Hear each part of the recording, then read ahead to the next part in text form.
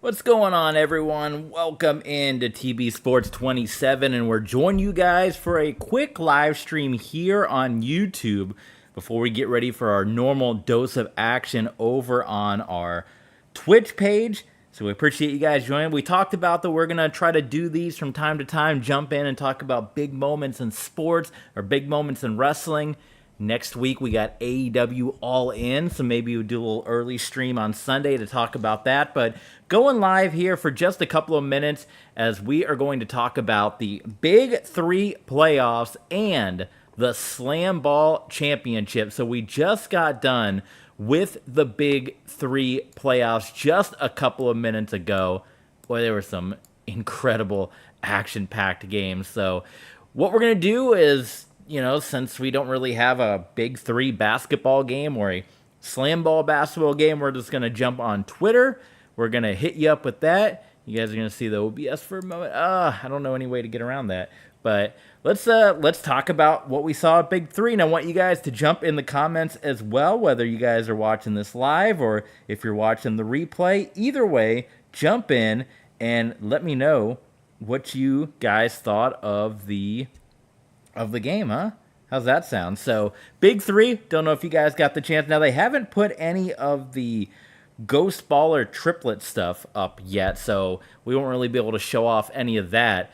But I watched both games. They were both really, really good, really fun, really exciting stuff. As always, this is a little plug as well to follow us, TB Sports 27 on Twitter. You guys saw that a little bit ago. But it was the Big Three playoffs, and it was the two teams that have basically dominated the league. The Trilogy coming in as your number 2 seed, and the Triplets, your top seed. The Triplets were one of the expansion teams that came around later on, but they've been pretty dominant with Joe Johnson and Lisa Leslie. Now, I don't know how much of the real footage we can show, so we'll just hold it off on pictures.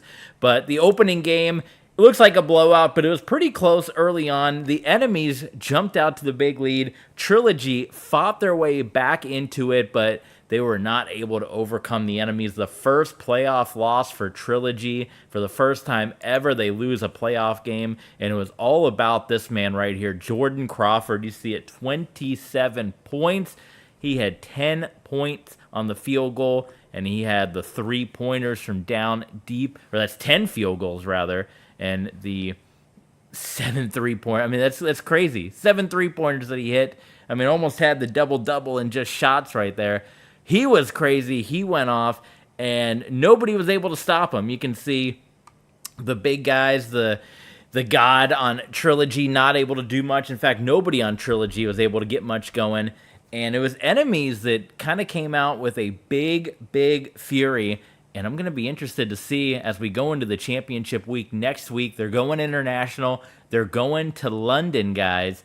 And the enemies, they seem like the team to beat now. They're coming in as the 3 seed, and they're going to be going up against the top-seeded Triplets, and that was a game. I don't know if they're going to upload it on their YouTube page or not, but if they do, I encourage you guys to go watch the Triplets and the Ghost Ballers. They don't have the stats up yet. Let me hit refresh and just see if they've added it in the last couple of minutes. We got to unfull screen this here to hit the refresh and see if we got it. They have not yet. Okay, so hopefully soon, but go watch that game because it was a pretty good game. It was a pretty tightly contested game. It was Triplets who started off with the fury in the beginning. Ghost Ballers came back. They took the lead 10-9 early on. Then it kind of went back and forth for a while. And Ghost Ballers, which is my team, they've been my team from the beginning, nearly made the run at the end, but it was Joe Johnson who had been contained in the early going. They kept him, ISO Joe, they kept him isolated, right?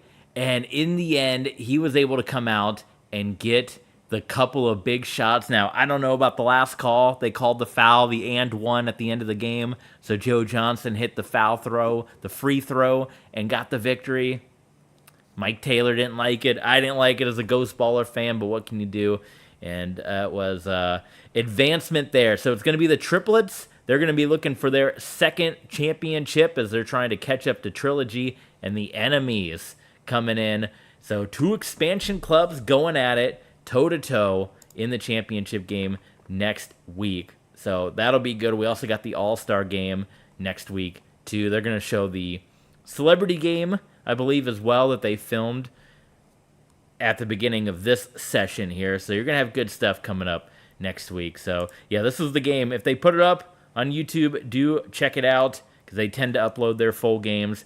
It was a good battle. Triplets, Ghost Ballers, but hats off. The Triplets got the victory. And then briefly here, we're going to talk about Slamball. So Slamball had their championship. It was a late night, so that's something I want to hear from you guys. How much Slamball were you guys able to see? Which coast are you guys on? I know I got a lot of folks from England that are watching, and you know, the opportunity to see the big three. Go out and support the big three if you are from England and can go out and catch that next week. But a lot of these were very, very tough. They were tough watches because a lot of the games started at 11 p.m.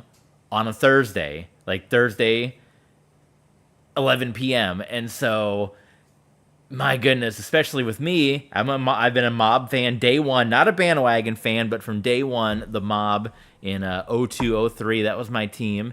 And finally got to see them win a championship, if you don't count the China seasons where they won a couple of championships. But yeah, it was a tough watch because when you got to get up at 7 a.m. the next day to go to work and they're tipping off at 11 p.m., that was rough. And there were a couple times I had to watch the next day or I didn't even realize they were playing. So I'm hoping as they go into next year, maybe they'll get a more steady schedule. I know a lot of that falls on ESPN. It's not necessarily on Slamball, but boy, ESPN, I don't think there wasn't a whole lot during this time on TV, so I don't know why they couldn't put Slamball on, you know, better time slot. And I get they're playing in Vegas, 11 o'clock tip for those of us on the East Coast. That's 8 o'clock in Vegas, but I don't know. If they can figure out a way to be a little more time zone friendly all the way across, it'd be good deal there. So pretty cool stuff. We had Marshawn Lynch. I want to know what you guys thought about Marshawn Lynch on commentary. Very interesting. They had to have the bleeps going, but he was funny. He was definitely funny. He was into it. Definitely added kind of like a party atmosphere. And the Mob dominant 18-0, one of the rare teams in pro sports to go 18-0, undefeated, win the title. Was it good or bad? Now, as a Mob fan, I loved it. It was fun to just sit back and watch my team go off. The side effect of that is kind of like what you get with the Alabama Crimson Tide, where they're so dominant, the games aren't as exciting. So when the Mob played, you saw a lot of blowouts. And I don't know if that helped or hurt or fans maybe don't tune into a blowout. I want to know what you guys thought of the Mob's domination. And next year, are they going to be able to get, you know, kind of more evenly matched? And now that they got a year under their belt, here you can see where we're talking about the Mob. The 18-0 put them above the 72 Dolphins. I love it. And then the Bobby Knight Hoosiers there. And then, of course, Gino Ariama, his 40-0, his dominant Husky teams he's over there. Again, I don't know what videos we can show, because I don't know as far as YouTube getting antsy, getting upset, but we can at least show pictures. But yeah, it was. Now the first game was close. The game between the Mob and the Lava, they kept it close, but it was the Mob who just blew out the Slashers. The Slashers, again, if you don't count the China seasons, if you don't count the Powerade seasons, if you only count Spike TV and CBS, which is where they did the full seasons, this was the third title game in a row for the Slashers, as they went in Season 2 and lost to the Riders, and they went in Season 3 and beat the Rumble. 3 in a row for the Slashers. They go down at the hands of the Mob, who win their first Slamball championship. Or they go undefeated, but I think they went undefeated in one of the China seasons as well. So it's kind of interesting because during the game, they kept saying Slamball 6, like this was the 6th year, quote unquote, of the 6th season. Like they were counting those the China and Powerade seasons, but I don't know. Either way, I don't count those technically just because they were like really short seasons. They weren't the classic 9, 10, or in this case, 18 game seasons. So, oh, this guy, come on, Kay. People being disrespectful to the mob here. But what did you guys think? Let me know. We don't have anyone joining us live for this particular session, but if you got a chance to watch the Big Three, and if you got a chance to watch Slamball, what were your thoughts on the playoffs and the championships? This guy's hating right here. The dude on the trophy look like he tricked bad. Bad angle for the logo. Come on, the disrespect. Playoff MVP got to be Gage Smith, right? Got to be number 11, the main guy. So there they are, the mob. So, all right, guys, we're going to wrap this one up. That was kind of my brief thoughts. Slamball was a lot of fun. Big Three is a lot of fun. I kind of prefer this, just, 82 game seasons. That's a lot. But being able to just jump in 18 games with the mob, and then the Ghost Ballers, being able to watch them for 9 games and get through it, I don't know. I prefer that 27-point average margin of victory. Slamball was awesome. I just ask, better time slot, maybe more games on ESPN. I did buy ESPN Plus just for the month to be able to watch it, but I didn't even watch that many games on it, to be honest. So better time slots. Games were, 1:30, 2 a.m. They were still going on the East Coast. So let's get a better time slot on ESPN. You're not showing anything in the month of August on TV. Get some more Slamball on your network. They were showing pickleball at the same time. Come on.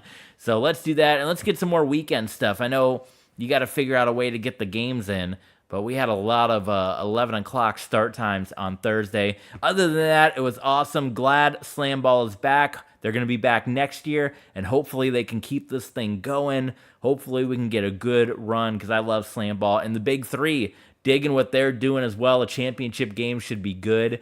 Enemies against the triplets. I'm going to go ahead and call the upset. I'm going to say, because the triplets came out slow, and if it wasn't for Joe Johnson at the end, they didn't come back and win that one. I'm going to say enemies take it, and enemies are going to be your Big Three champs and join the mob as your basketball champions of the world. So that's going to do it, guys. Thank you so much for tuning in here to TB Sports 27. We appreciate it. If you could support us on our different social medias here on Twitch, on Patreon, on YouTube. We finally broke down and changed the logo to an X. We'll have to update our logo as well at some point. And of course, we thank our Patreon supporters. Guys, join us over on Twitch. We're about to go live for the next 2 hours with the RXFL, with the National and American Championship games. It is going to be a big business battle. As in the American Conference, it is the Toronto Huskies hosting the Sacramento Redwoods. You guys just saw the regular season game get uploaded here on YouTube. The quarterback duel, the rematch happening over on Twitch. And then in the national championship battle, it is going to be the St. Louis Rhinos taken to the field. And they got a tough task ahead of him. Is Jim Kelly finally going to be able to get this one done? They got a 15-1 Portland ball club looking at them. Come on over, join us on Twitch, and we're going to do it up big. Thanks for tuning in, guys, and we'll see you.